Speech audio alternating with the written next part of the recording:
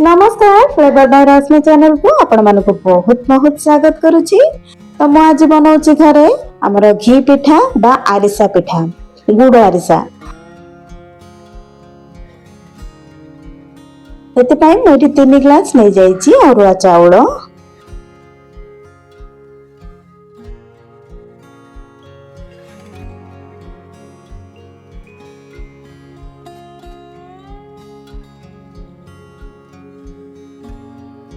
तो प्रथमे आको धोई नबा, जहाँ भी एथरे असना थेबा सब बाहर जिवो।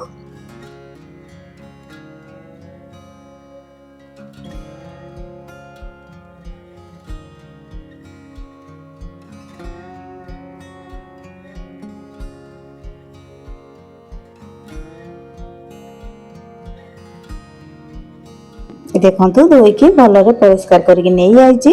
तापर सफा पानी देकी आको 8 रु 10 घंटा जाए बतुरे देबा। जदि सकाळ करिवार थिबो रात्रि भी बतुरे परिबे। तो देखंतु मु ताको भलरे चाउल को छाणी की टिके सुखे देइतिली। तापर चाउल गुंड कर नबा। तापर रख देइछि गोटे कड़ाई, सेतरे अल्प टिके पानी नै देइछि।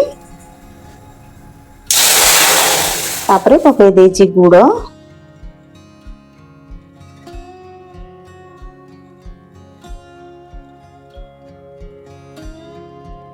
गुड़ को भलरे फुटिबा को छाड़ी दबा।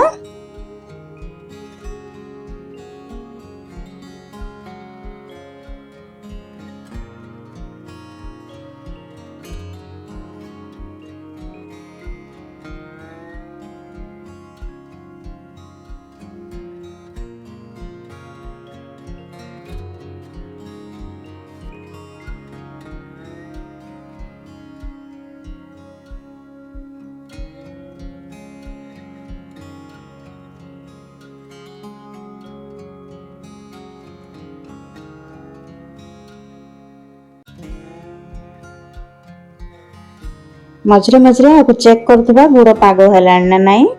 जते बेले हाथ को गोटे पूरा चॉकलेट टाइप रो लागिबो, जेली चॉकलेट टाइप रो, सेते बेले हमर जानिमा कि एटा हमर पाग पूरा हेई गलानी।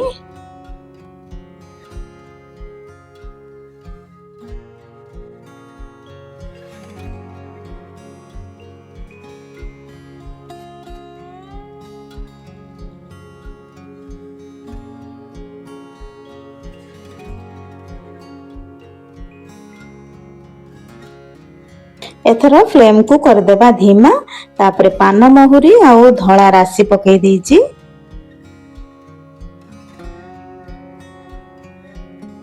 आपण फ्लेम को धीमा करि परिबे नने पूरा बंद भी कर परिबे। आ गोटे चम्मच नै जाईची एठी गुआ घियो, काना एटा घी पिठा, घी तो निहाती दरकार। गोटे हाथ रे चूना पकाउथबा और गोटे हाथ रे कंटिन्यू ताको चलाउथबा, नले बिंडा फिंडा बांधी जीवो। आ जति की चूना दरकार हबो सेति की हमें पकेबा।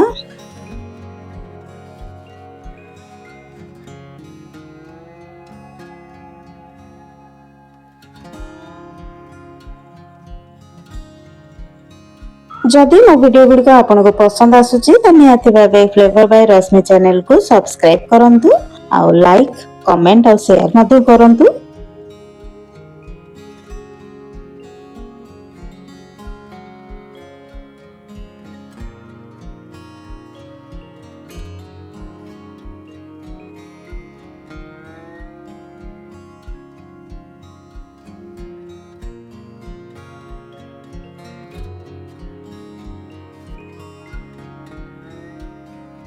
मुझे चूना करथली सब तक एथरे धरि नेला।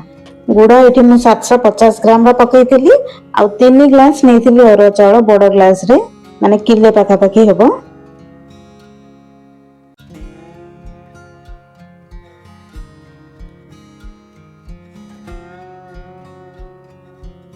मापी तो नथली किंतु अंदाजिया ही कहि दउची।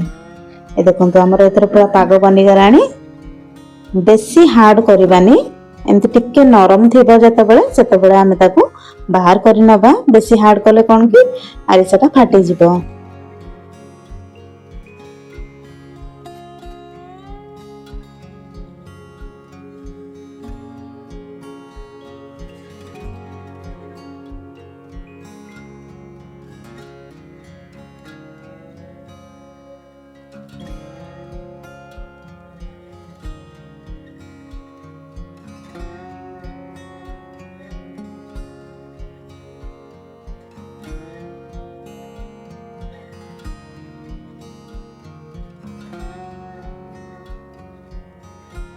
घोड़ेकी କିଛି ସମୟ ଛାଡ଼ିଦେବା। ଏଥର ତାକୁ ଏଇଠି ମୁଁ ନେଇଯାଇଛି ଧଳା ରାଶି। ଏଠି ଆମର ଜନ୍ତୁଣି ପୁରା ଥଣ୍ଡା ହେଇଗଲାଣି, ମାନେ ହାଲକା ଉଷୁମ ଅଛି। ଆଉ ଏମିତି ଗୋଲ ଗୋଲ କରିକି ଚେପଟା ଚେପଟା କରି ନେବା। ଯେଡ଼ିକି ଯେଡ଼ିକି ଆପଣଙ୍କର ପିଠା ଦରକାର, ପୁରା ଛୋଟ ପିଠା ବି କରିହେବ, ଟିକେ ଟିକେ ବଡ଼ ବଡ଼ ବି ପିଠା କରିହେବ। ବେଶୀ ମୋଟା କରିବେନି କି ବେଶୀ ପତଳା କରିବେନି। ତାକୁ ହାତରେ ଭଲରେ ଚେପଟା କରିନେବା। ଆଉ ଏଇଠି ଧଳା ରାଶି ତା ଉପରେ ଦଉଛି, ସୁନ୍ଦର ଦେଖାଯିବ।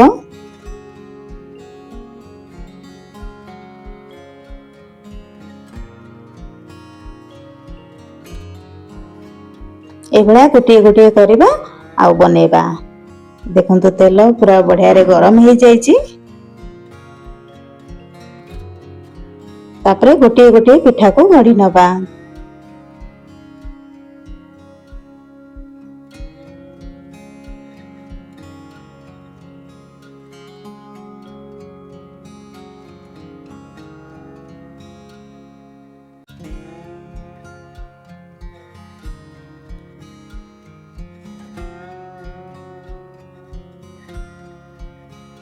पिठा को पकेला परे आमे आंचर फ्लेम टाकू टिके मीडियम करदबा, नने पिठा गुरा पूरा जळी जीवो।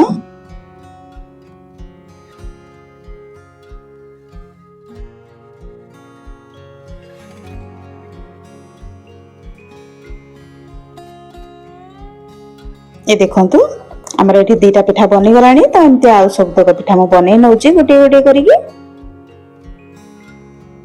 आई पिठा बनाया को हेले 2 जणिया दरकार, त मु गोटे लोक त मु धीरे धीरे करके बनै नउची। ए देखंतु सब तक आरिसा पिठा मोर बनी साइरानी। एते सुंदर देखा जाउची आउ खाइबा को भी बहुत बढ़िया टेस्टी थिला।